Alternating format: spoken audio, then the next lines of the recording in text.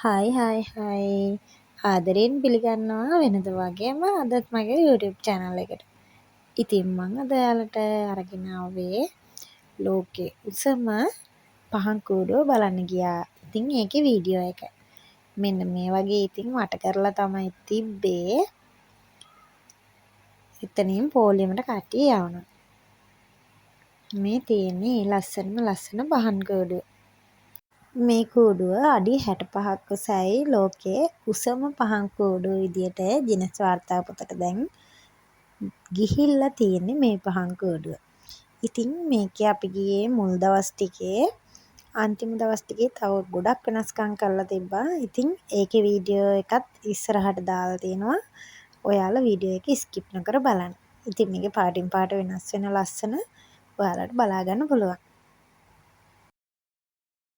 ඉතින් මේ තියෙන්නේ පහන් කූඩුව නිර්මාණය කරන්න ගත්ත ආයුධ ටික. මේ පෙන්වන්නේ පහන් කූඩුව නිර්මාණය වුණු කොළ. මේවා ගල් කුඩු ඉහලා හදලා තියෙන්නේ. මේ තියෙන්නේ චූටි කූඩුවක් ඒ හදපු විදියට.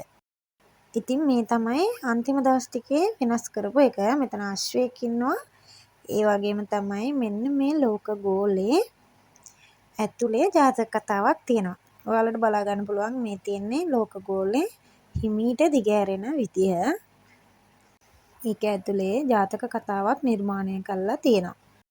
ඉතින් වීඩියෝ එක හොඳයි නම් ඔයාලා පහන් කූඩුවක් බැලුවා නම් වීඩියෝ එකට ලයික් එකක් දාලා කමෙන්ට් එකක් දාන්න. අද ටිකකින් එන්නම්